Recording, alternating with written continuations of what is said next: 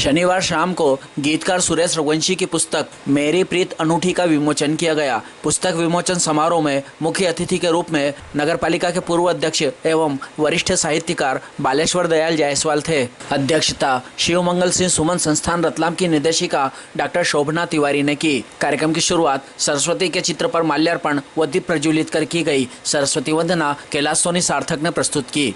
अखिल शर्मा स्नेही रतलाम ने काव्य संग्रह की समीक्षा साहित्यिक अंदाज में की। इस अवसर पर सारस्वत अतिथि के रूप में वरिष्ठ पत्रकार कैलाश सनोलिया, सांसद प्रतिनिधि प्रकाश जैन व हरचरण सिंह चावला ने अपने विचारों से सदन को प्रभावित किया। अतिथि परिचय निर्भय सिंह रघुवंशी ने दिया। स्वागत उद्बोधन संयोजक सुरेश रघुवंशी ने दिया। पूरे कार्यक्रम का सफल संचालन सुंदरलाल जोशी सूरज ने एक अनूठे काव्यात्मक अंदाज में किया। कार्यक्रम में प्रेस क्लब के अध्यक्ष दीपक चौहान, पत्रकार रवि रघुवंशी, वरिष्ठ अधिवक्ता गोपाल परमार का भावभीना स्वागत किया गया। मंत्रणा सहित संस्था के डॉक्टर लक्ष्मीनारायण सत्यार्थी, कमलेश दवे सहज, लोकेश कर्णावत, कमलेश शुक्ला, केसी पुरोहित, अशोक गौर, अरविंद पाठक, मदन मस्ताना ने रघुवंशी का काव्य संग्रह के लिए स्वागत किया। अतिथियों का स्वागत धर्मेंद्र बम, देव प्रताप सूर्यवंशी, राजेश रंगीला, देव गुर्जर, सुंदरलाल उपाध्याय, सुग्रीव गोरखपुरी, सिद्धार्थ रघुवंशी, श्रीमती शशि रावल व श्रीमती सपना परिहार ने किया। जैन कवि संगम की ओर से उपस्थित कवियों ने भी अभिनंदन किया। आभार कमलेश शुक्ला कमल ने माना। फिर भी मुझे जो जवाबदारी सौंपी गई है, मैं उनका अति संक्षिप्त में परिचय देना चाहूँगा। सर्वप्रथम आज के हमारे कार्यक्रम के मुख्य अतिथि श्री बालेश्वर दयाल जी भैया हमारे मध्य उपस्थित हैं। भैया किसी परिचय के मोहताज नहीं हैं। भैया को कौन नहीं जानता। बड़े लोग उन्हें सम्मान से भैया और छोटे लोग उन्हें प्यार से भैया भैया भैया करते पुकारते। आप सफल उद्योगपति हैं, श्रेष्ठ समाज सेवक हैं और कुशल राजनीतिज्ञ रहे हैं। उद्योगपति की बात करें तो उनने अपने जीवन के एक लंबे समय तक सफल और श्रेष्ठ व्यवसायी और उद्योगपति की भूमिका का निर्वाह किया है। राजनीति की बात करूं तो ये तो मैं गर्व से कहूँगा कि भैया मेरे नागदा के हैं, लेकिन भैया नागदा के नहीं हैं। मध्य प्रदेश और हिंदुस्तान की कांग्रेस की राजनीति के भी विभिन्न श्रेष्ठ पदों पर आप पदासीन रहे हैं और आपने अपनी भूमिका का बड़ी कर्तव्य निष्ठा के साथ निर्वाह किया है। सामाजिक कार्य की बात करें तो भैया का लंबा इतिहास रहा है। विस्तार से मेरे सहयोगी सूरज जी शायद उस पर प्रकाश डालेंगे। मैं इतना ही कहना चाहूँगा कि चाहे सत्यनारायण मंदिर का सुनहरा आकर्षक डोल हो, गोपाल गौशाला हो, शीतलानंद व्यायामशाला हो, या समाज की जीर्ण क्षीर्ण जो धर्मशालाएं रही है उनके पुनरुद्धार, जीर्णोद्धार और आधुनिकीकरण में भैया की महत्वपूर्ण भूमिका रही है। इतना ही नहीं, नागदा का सबसे प्रथम और विशाल सिटी सेंटर भी भैया की कर कमलों की देन है, जो सर्वप्रथम नागदा में स्थापित किया गया है। आज भी भैया समाज के अनेक पदों पर विराजित हैं। कई धार्मिक शालाओं का संचालन कर रहे हैं और भैया किसी परिचय के मोहताज नहीं है। समिति आपका अभिनंदन। आज की अध्यक्षता कर रही अतिथि द्वय पर आ जाता हूँ मैं। कार्यक्रम में उपस्थित आदरणीय हमारे बड़े भैया नगर के प्रमुख समाज सेवी उद्योगपति श्री बालेश्वर जी भैया का मैं हार्दिक अभिनंदन करता हूँ। श्री राजेंद्र जी काठर साहब का हार्दिक अभिनंदन है, स्वागत है। और हमारे एक छोटे से अनुरोध पर रतलाम से पधारी शोभना तिवारी मैडम, क्योंकि शिव मंगल सिंह सुमन शोध संस्थान की निदेशक हैं, वो यहाँ पर पधारी। आपका हार्दिक स्वागत है। सबसे ज़्यादा महत्वपूर्ण है हमारे लिए जो इस पूरे कार्यक्रम को अपने छायाचित्र पर उतार रहे हैं, रिकॉर्ड कर रहे हैं, हमारे प्रेस क्लब के अध्यक्ष श्री दीपक जी चौहान, उनका हार्दिक अभिनंदन है। और इसी के साथ में मैं श्री बम साहब से निवेदन करता हूं कि श्री प्रेस क्लब के अध्यक्ष श्री दीपक जी का पुष्पमाला के द्वारा स्वागत करें। प्रीत अनूठी पुस्तक माँ सरस्वती की एक बहुत बड़ी कृपा रही मेरे ऊपर कि माँ सरस्वती की कृपा के कारण और आप सब लोगों के आशीर्वाद के कारण मैं इस पुस्तक को एक पुस्तक का रूप दे सका अपनी कविताओं को। ये आपके आशीर्वाद से ही संभव हो पाया है। और कविताएं कहते हैं कहीं ना कहीं आसमान से उतरती हैं, आसमान से उतरती हैं। माँ सरस्वती हमको प्रेरणा देती है और हम उसको कागज़ पर अंकित करते जाते हैं, वो कविता का रूप ले लेती हैं। और जब हम मैं अपने प्रारंभिक बात से शुरू करता हूँ कि कविता मैंने कैसे और कब लिखना शुरू करा।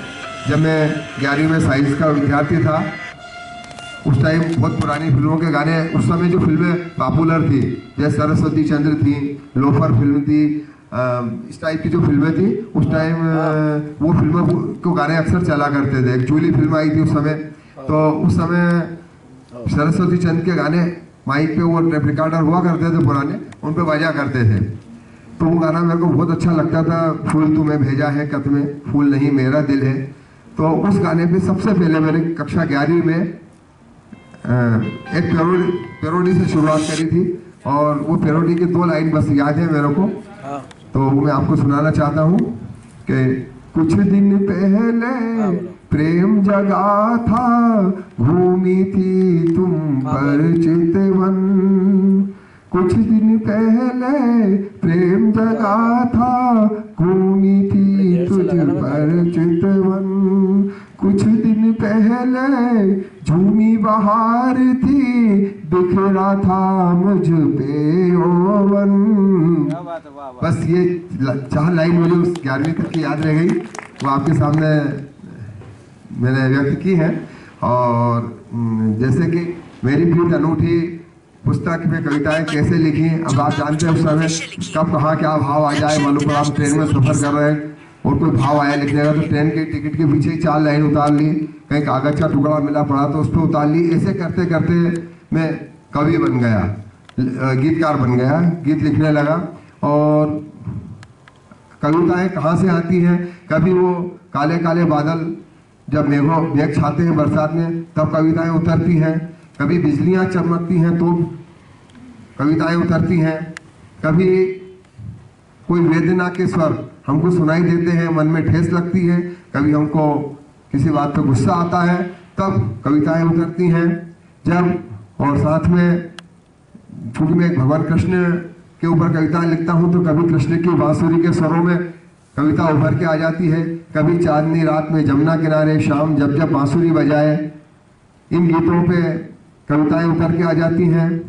और कभी चांदनी रात में जमुना किनारे शाम जब जब बांसुरी बजाएंगे और कृष्ण जब से तेरा रंग मुझ पे चढ़ा सारा जीवन शरद पूर्णिमा सा हुआ, ऐसे ऐसे भाव जब मन में आते हैं तो कविताएं यहाँ से उतर के कागज पे आ जाती हैं और वो फिर धीरे धीरे कविता का रूप ले लेती हैं। और ऐसे ही करते करते बिखरी हुई कई मेरी लाइनों को, कविताओं को मैंने मेरी प्रीत अनूठी में संग्रह किया है, क्योंकि मेरी प्रीत एक से नहीं रही, कभी प्रकृति पे रही तो कभी कोई देश प्रेम पे कोई रचना हो, भाव आए तो लिख डाला, कभी गलवान में कोई घटना हुई, चीनी सैनिक घुस आए तो रचना लिख दी, कभी संसद के ऊपर आक्रमण होता है, खालिस्तान समर्थक देश के देशद्रोही लोग संसद के ऊपर आक्रमण, अपने लाल किले के ऊपर आक्रमण करते हैं, तब रचनाएं उभर के भाव उभर के आ जाते हैं। इस प्रकार से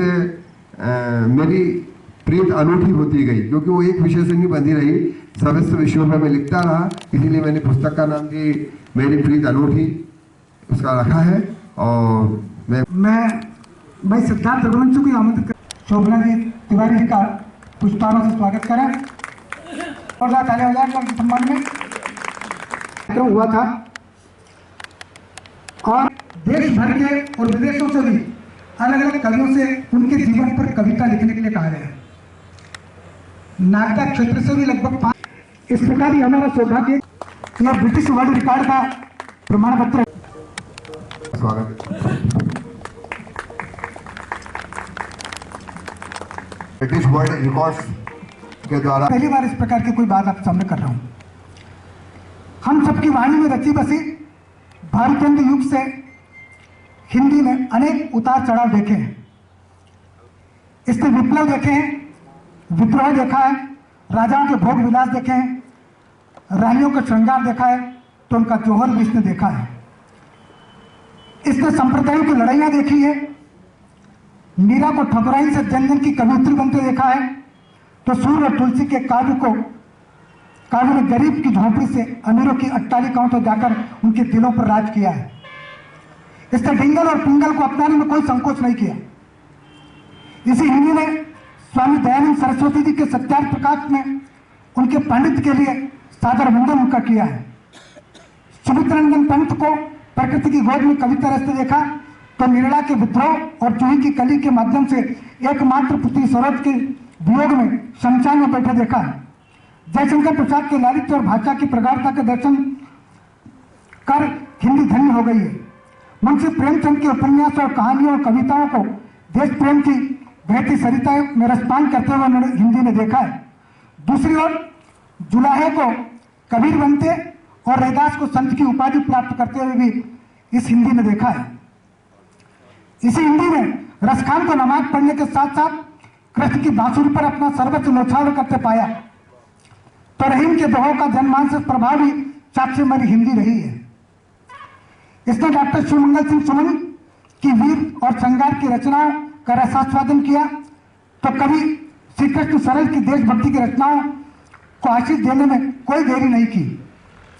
कवि वर नटवरलाल स्नेही के गांधी मानस को नवरस में भिगुते हमने देखा है। डॉक्टर कुमार विश्वास की बहुमुखी प्रतिमा के दर्शन भी इसी हिंदी ने किए हैं। वहीं डॉक्टर विष्णु सक्सेना, प्रोफेसर अजहर हाशमी और अब्दुल जब्बार के गीतों को हाथों हाथ मेरी हिंदी में लिया है। मेरी भाषा हिंदी ने मालवी के सिद्ध रचनाकार नवनीत श्रीवास्तव, श्री हरीश निगम और डॉक्टर शिव चौरसिया की रचनाओं को देखने में कोई परहेज नहीं किया। आदरणीय बालेश्वर दयाल जी जायसवाल की उजली धूप पर तैरता यथार्थ कृति को नजदीक से निहारा, तो बाल कवि बैरागी के गीतों को आत्मसात करने में भी इसने कोई देरी नहीं की। इस तरह श्याम प्रकाश जी सत्यदास जी की संदेशपरक रचनाओं को भी अपनाने में कोई संकोच नहीं किया। श्री जगन्नाथ जी विश्व की रचनाओं का रसपान भी हिंदी में किया। गजलकार यशवंत जी दीक्षित की रुबाइयों पर खुशियां जाहिर की, तो दूसरी ओर सुरेश जी रघुवंशी के काव्य संग्रह मेरी प्रीत अनूठी के गीतों का भी हिंदी गुनगुना रही है। अब यही हिंदी वाद विदग्ध गीता और रामायण मरम्मत की श्री अरविंद जी पाठक की गोरैया को हाथों में लेकर प्रकृति की आवाज सुनने को आतुर है। ये बात इसलिए कह रहा हूँ कि भाई अरविंद जी पाठक की कृति प्रकृति की आवाज, उसका विमोचन बस अगले महीने होने वाला है, फिर हम शायद उसी क्षण मिलेंगे एक साथ। मैं उपरोक्त सभी साहित्यकारों को नमन करते हुए, मंचासीन विद्वज्जनों को प्रणाम करते हुए निवेदन करता हूं कि भाई सूरज जी रघुवंशी के काव्य संग्रह मेरी प्रीत अनूठी का विमोचन कर जनमानस को इसका रसास्वादन करने का अवसर प्रदान करें।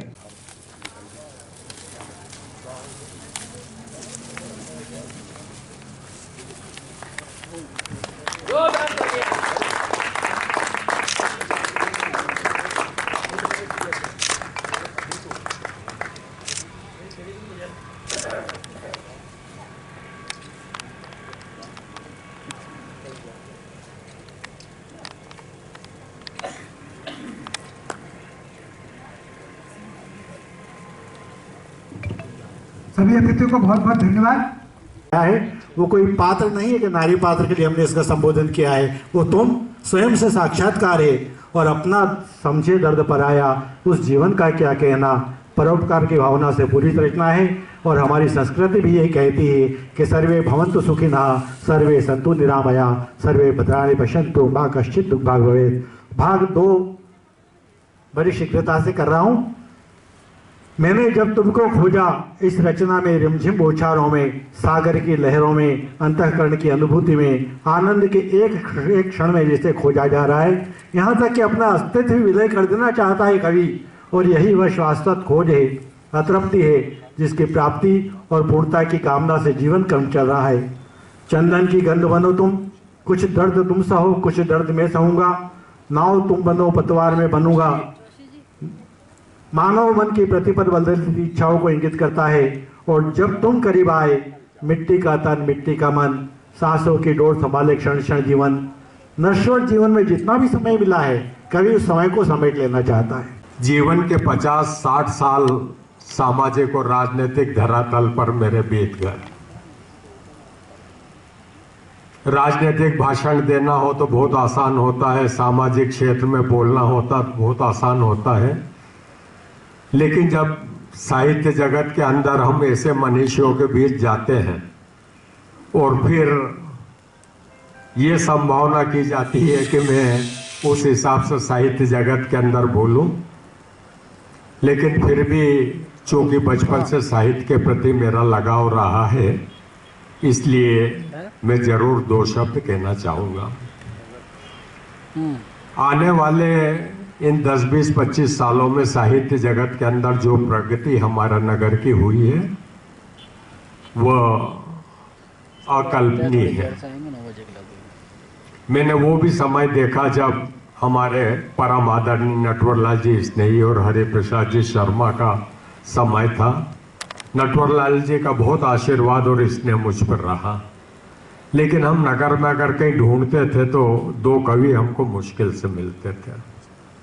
बहुत बड़े बड़े कवि सम्मेलन मैंने नागदा नगर के अंदर कराए, पूरे देश के ख्याति प्राप्त कविगण यहाँ पर आए, अच्छे समारोह होते थे, लेकिन हमारे स्थानीय लेवल पर। और आज जब मैं देखता हूँ कि हमारा साहित्य जगत का, हमारे कवि जगत के तमाम लोग यहाँ पर हैं, तो मुझे बहुत ही आत्मसंतुष्टि होती है।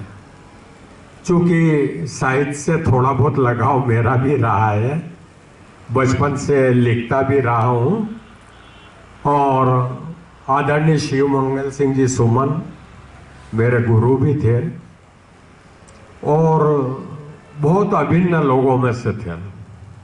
आप लोगों को ध्यान होगा, एक कार्यक्रम बद्री विशाल के सामने मालपानी जी के घर के वहाँ हुआ था, कोई आने को तैयार नहीं था। मुझसे कन्हैयालाल जी मेहता ने कहा था कि शिव मंगल सिंह जी सुमन को ले आओगे, मैंने कहा ले आऊँगा मैं, और मैं ले आया था उस समय। आज भी उनकी यादें मुझसे जुड़ी हुई है। साहित्य क्षेत्र में मेरी भी 2 पुस्तकें प्रकाशित हो चुकी है, लेकिन मैं आज भी कहता हूँ कि मैं ना तो कोई कवि हूँ ना कोई साहित्यकार हूँ, एक साधारण से व्यक्ति आप लोगों के बीच का हूँ। भाई सुरेश रघुवंशी ने जो पुस्तक लिखी, मेरी प्रीत अनूठी, सुंदरलाल जी जोशी और दोनों आए थे। मैंने उनसे निवेदन भी किया कि आजकल अब 84 साल की उम्र हो गई और अभी 2-4 महीने से सारे कार्यक्रमों में जाना मैंने बंद कर दिया। तकलीफ यूँ भी हो गई कि दोनों कानों से सुनाई देना बंद हो गया। अब किसी आयोजन में जाऊं, मैं लोगों के मन की बात अगर नहीं सुन पाऊं तो वो आयोजन सफल भी नहीं होता है। लेकिन भाई सुरेश रघुवंशी का भी आग्रह था, भाई सुंदरलाल जोशी का भी आग्रह था, तो मुझे आना पड़ा। और इस समय अब मैं अधिक तो आपसे क्या कहूँ, लेकिन एक बात जरूर है कि रचना के रूप में कुछ पंक्तियाँ मैं आप लोगों के सम्मुख प्रस्तुत करूँगा और फिर यहाँ से मैं आप लोगों का आशीर्वाद लेके चला जाऊँगा। जी जिस समय पुस्तक देने आए थे, मेरे मन में हुआ था, मैंने 4 पंक्ति लिखी थी। मेरी प्रीत अनूठी, गीत अनूठे, अनूठा है रचनाओं का यह संसार, कदम कदम पर रंग बिरंगी खिलती कलियां, यह मधुर रचनाओं का अनुपम भंडार। मैंने पढ़ा भी था, इसको देखा भी था, और वास्तव में भाई सुरेश जी के प्रयास सार्थक हैं। मैं उनके भविष्य के प्रति शुभकामना प्रेषित करता हूं और आशा करता हूं कि साहित्यिक जगत के अंदर वो अपना बहुत बड़ा नाम स्थापित करें। 2 पुस्तक की रचना हो तो आपने बहुत पढ़ी। पहली पुस्तक मेरी हुई थी अंतर्मन के रंग अनेक, केशीनाथ जी त्रिपाठी जो हमारे राज्यपाल थे, उन्होंने इलाहाबाद में उसका विमोचन किया था। दूसरा अंतर्मन के उजली धूप पर तैरता यथार्थ, आदरणीय भाई थावरचंद जी ने करा था। अभी भाई सत्यार्थी जी ने मेरे से पूछा कि आपकी तीसरी पुस्तक कब तक आ रही है। राजेंद्र भाई भी बोले, तमाम सनोलिया जी ने भी पूछा। मैंने कहा अब सामाजिक और राजनीतिक जीवन में लिखने का समय निकालना बहुत कष्ट का काम होता है, फिर भी मैं प्रयास कर रहा हूँ कि हो सकता है कि जल्दी से आ जाए। और दोनों मेरी पुस्तकों को छोड़कर जो तीसरी पुस्तक मेरी आ रही है उसी की एक रचना मैं आप लोगों को प्रस्तुत करता हूँ। उसका नाम दिया है मैंने अंतस की पीड़ा। अंतरात्मा की गहराई से जब उपजती है अंतस की पीड़ा। एक सुनसान सी बस्ती के अंतिम छोर पर घास फूस से बनी एक दीनहीन की झोपड़ी में प्रसव के बाद एक बालक ने आंखें खोली। एक सुनसान सी बस्ती के अंतिम छोर पर घास फूस से बनी एक दीनहीन की झोपड़ी में प्रसव के बाद एक बालक ने आंखें खोली। फटे हुए चित्रों में लिपटी ममतामयी माँ अश्रुभरी आंखों से झरझर नीर बहाती यूं बोली, बेटा मैं आज बहुत बेबस हूँ, लाचार हूँ, 2 रोज से भूखी भी हूँ, अभी तो मेरे आंचल में दूध की 2 बूंद भी नहीं है। तेरे पिता काम पर गए हैं, जल्दी ही घर लौट आवेंगे, हो सकता है दूध का सिकोरा अवश्य साथ ले आवेंगे। कितना दर्द वाणी में है, मन कितना है अनमना, ईश्वर का कैसा है नियम, ये कैसी है विडम्बना। माँ की आंखों से जो अश्रु नीर बह रहे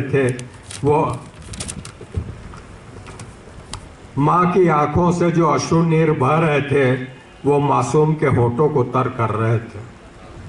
मैंने सोचा दूध की कुछ बूंदों से अमृत की यह बूंदे न्यारी है, माँ के आंचल के दूध से कहीं अधिक गंगोत्री के जल से प्यारी है।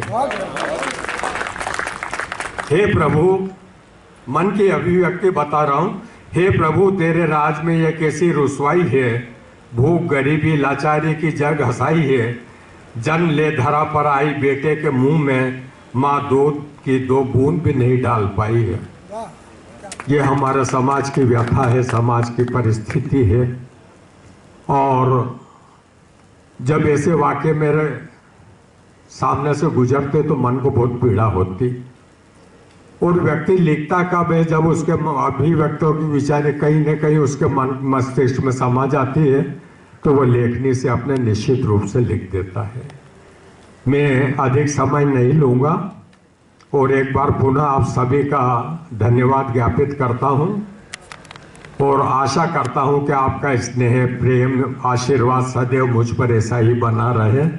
सदैव आपका सानिध्य मुझे मिलता रहे, आपकी आत्मीयता मुझे मिलती रहे। और आप लोगों के बीच आने के लिए परमपिता परमात्मा से प्रार्थना करता हूँ कि मेरे को स्वस्थ रखे। बहुत बहुत धन्यवाद। अच्छा लगा, सारे ही मेरे लोग हैं अपने अंदर से। कितने व्यस्तम कार्यक्रम में और स्वास्थ्य साथ न दे।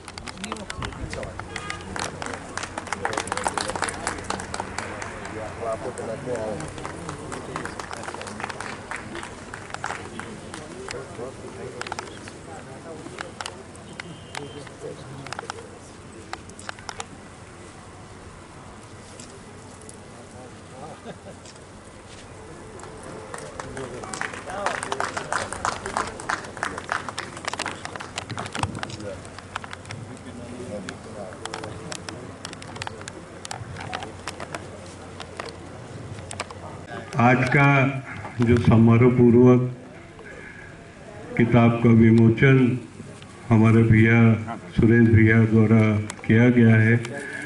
मित्रों, निश्चित रूप से इतनी बड़ी किताब का विमोचन कितना समय लगता है और कैसे उसकी रचना की जाए, बड़ा ही तकलीफदेह काम है। लेकिन इस कामयाबी के पीछे मैं समझता हूँ खाली सुरेश जी नहीं है, हमारी भाभी जी भी इस कार्य के लिए उनका साथ दे रही है। सुरेश भैया गलत तो नहीं कह रहा हूँ मैं, हमारी भाभी जी का भी बहुत बड़ा योगदान है आपकी किताब में। वो तो मना बोल ही नहीं सकते, मीडिया तो यहाँ करना। आपकी सेहत का राज भी हमारी भाभी जी है। जबरदस्ती बोलवा रहे हैं। हालांकि गलत हो तो बोल के बताओ गलत है। आज के समारोह में मातृशक्ति सुरेश भैया, राजेंद्र भैया, प्रकाश भैया और इस नागदा की पहचान बहुत दूर दूर तक कराने वाले हमारे कैलाश भैया और स्नेही जी जो इस नागदा की धरा पर इसको पवित्र और साहित्य की धरा बनाने वाले हमारे बीच स्नेही जी,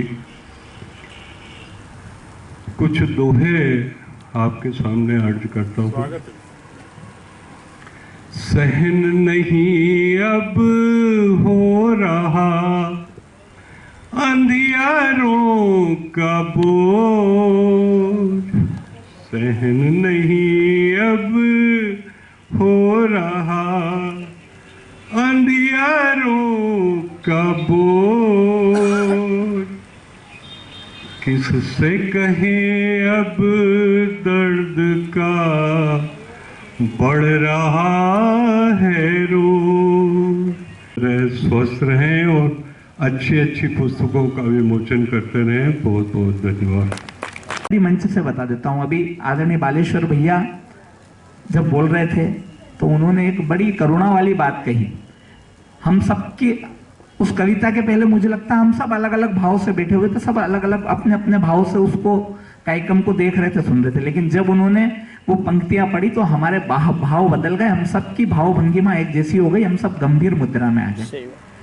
ठीक उसी तरह अभी आदरणीय हरचरण काका ने जो आखिरी की दो पंक्तियां आपने जो कही, आंसू और मुस्कान, तो आप देखिए ये जीवन का यथार्थ भी है और सत्य भी है कि हम सब अपना अपना रोल प्ले कर रहे हैं, सब अपना रोल प्ले कर रहे हैं दुनिया में। और कई बार ऐसा भी होता है कि रोना होता है, अंदर बहुत दुखी होते हैं, लेकिन जब कहीं जाते हैं तो चेहरे पे मुस्कान लेके जाना होता है।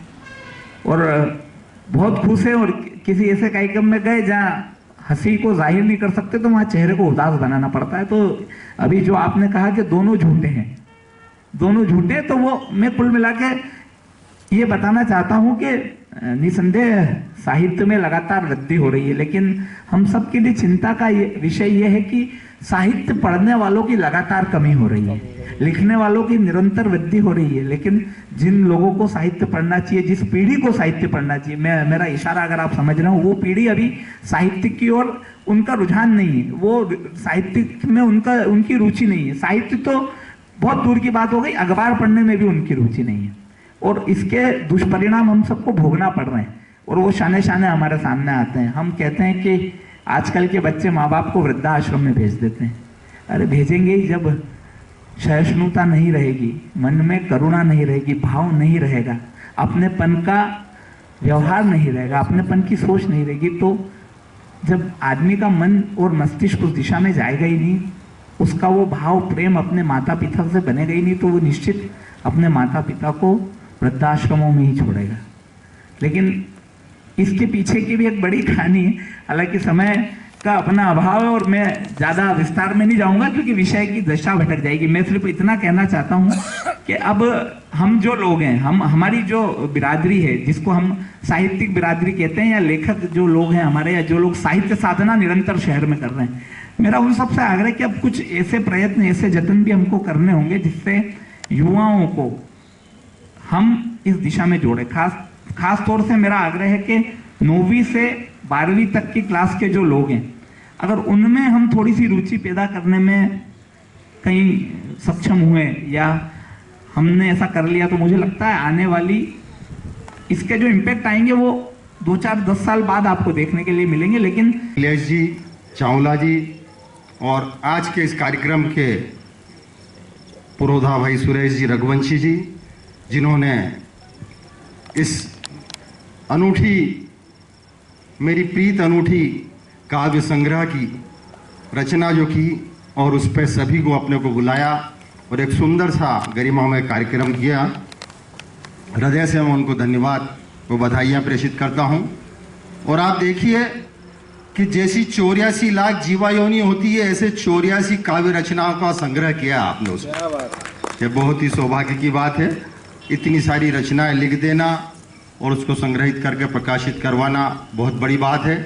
ये साहित्य साधना आपकी एक अनूठी है और अलग अलग क्षेत्र में अलग अलग चीज़ों का वाचन और लिखना कोई मामूली बात नहीं है, क्योंकि मैंने देखा है काफ़ी वर्षों से कि आपने काफ़ी कुछ पढ़ा है, आध्यात्म को भी पढ़ा है, कई पुस्तकों को, विद्वानों की पुस्तकों का लेखन मतलब पढ़ना करना आपने प्रारंभ रखा और उसी में से लिखने की उत्पत्ति होती है आदमी की, जब कुछ सीखने की जागृति होती है। जैसे प्रकाश जी ने कहा कि बच्चों को भी जो सीखना चाहिए, एक साहित्य के प्रति प्रेम जागृत होना चाहिए, वो ज़रूरी है, आज के लिए बहुत ही आवश्यक है वास्तव में।